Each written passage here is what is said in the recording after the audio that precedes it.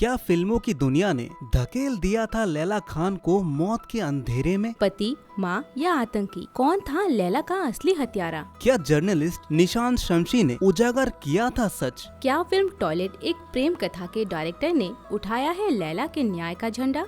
आज बॉलीवुड किस्से में कहानी है एक्ट्रेस लैला खान की। हत्या और साजिश की ये कहानी कपा देने वाली है। देखने में बेहद खूबसूरत लैला खान राजेश खन्ना के साथ फिल्म वफा में नजर आई थी। इस एक फिल्म की बदौलत लैला को कई दूसरी फिल्में भी मिली, लेकिन अफसोस वे इन्हें करने के लिए जिंदा नहीं रही। इस वीडियो में जानिए लैला खान की फिल्मी चकाचौंध, गुमशुदगी, साजिश और तफ्तीश की कहानी।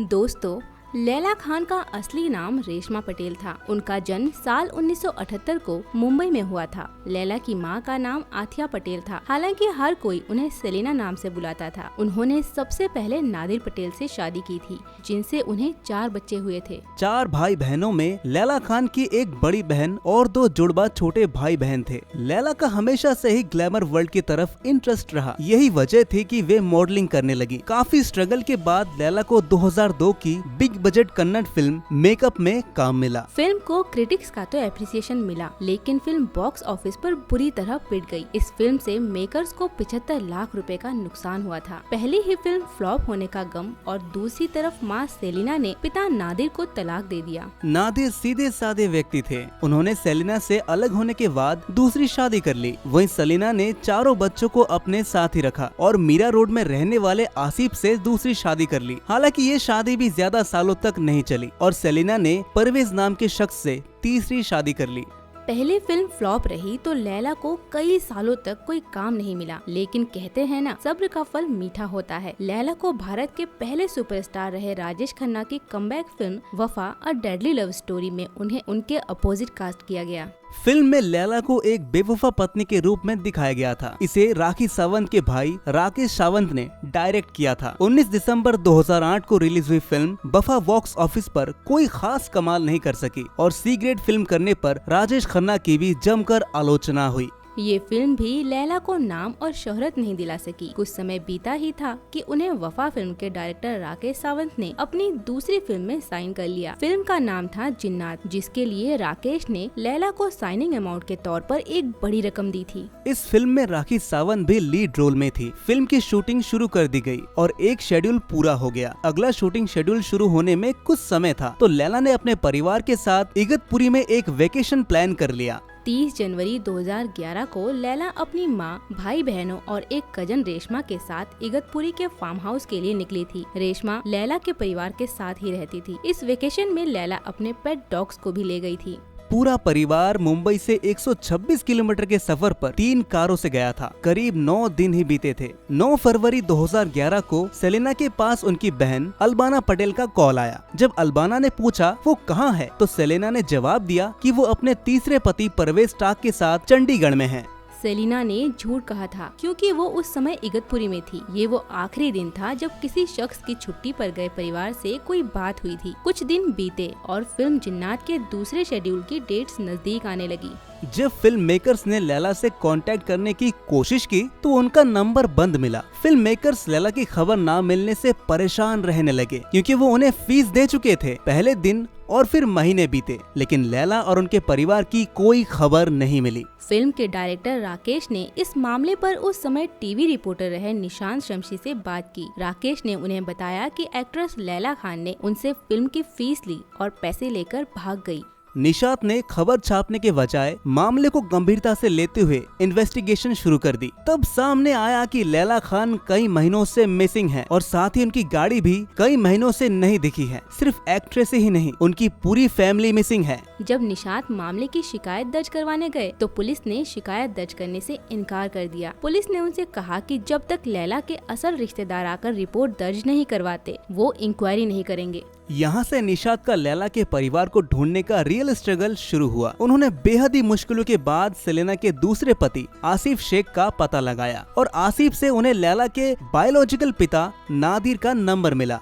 जब निशात ने उन्हें कॉल किया तो पता चला कि वो अफ्रीका के इथोपिया में नौकरी करते हैं। आर्थिक तंगी के चलते शुरुआत में नादिर ने भारत आने से साफ इनकार कर दिया था। ऐसे में निशात शमशी ने उन्हें 11,000 रुपए देकर उनके भारत आने का इंतजाम किया। ये सब करते करते 4 महीने बीत चुके थे। फिर नादिर के साथ जाकर निशात ने लैला और उनके परिवार की मिसिंग रिपोर्ट दर्ज करवाई। इसी दौरान निशात को पता चला कि लैला की मां सेलिना ने दूसरे पति आसिफ को भी तलाक दे दिया था और किसी तीसरे शख्स से शादी कर ली थी। हालांकि वो शख्स कौन है इसकी उन्हें कोई जानकारी नहीं थी। पुलिस में शिकायत दर्ज होने के बावजूद मुंबई पुलिस ने मामले की इन्वेस्टिगेशन शुरू नहीं की। उन्होंने ये कहते हुए केस को टाल दिया कि एक्ट्रेस लैला खान पाकिस्तानी है। इस बात पर लैला के पिता नादिर ने काफी हंगामा मचाया था। लैला के पिता का कहना था कि पुलिस उन्हें पाकिस्तानी कैसे बता सकती है। उनके पिता नादिर भरूच के थे, जबकि मां सेलिना लखनऊ की थी। उनका पाकिस्तान से दूर दूर तक कोई रिश्ता नहीं था, लेकिन पुलिस ने यही कहते हुए मामले में बहुत लापरवाही कर दी।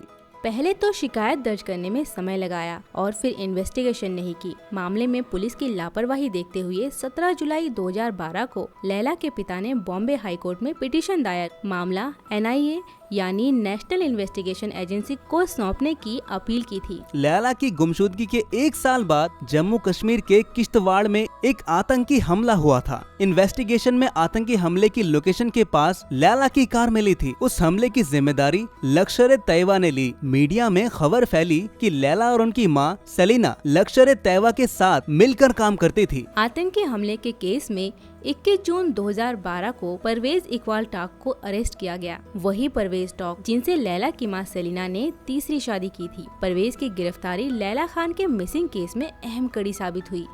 परवेज टाक वो इकलौता शख्स था जिसे आखिरी बार लैला के परिवार के साथ इगतपुरी में देखा गया था। ऐसे में शक सीधा उस पर ही था। उसने मुंबई पुलिस को दिए बयान में हैरान कर देने वाला खुलासा किया। परवेज ने कहा कि लैला और उसके परिवार की फरवरी 2011 में गोली मारकर हत्या कर दी गई थी। गुमशुदगी का मामला अब हत्या के मामले में तब्दील हो गया। इस बयान के अगले ही दिन परवेज टाक मुकर गया। उसने कहा कि लैला खान और उनका परिवार जिंदा है। इस पर मामले की किडनैपिंग के एंगल से जांच करने के लिए पुलिस परवेज टाक को लेकर मुंबई आई। परवेज को 10 जुलाई 2012 को सदन मुंबई स्थित कोर्ट में पेश किया गया, जहां से उसे 19 जुलाई तक पुलिस कस्टडी में भेज दिया गया। क्राइम ब्रांच की सख्ती पर परवेज टाक ने तीसरी बार अपना स्टेटमेंट बदल लिया, लेकिन इस बार उसने जो बताया वो हैरान कर देने वाला था। लैला के सौतेले पिता परवेज ने अपराध स्वीकार कर बताया कि वो लैला की मां सेलिना की हत्या करना चाहता था।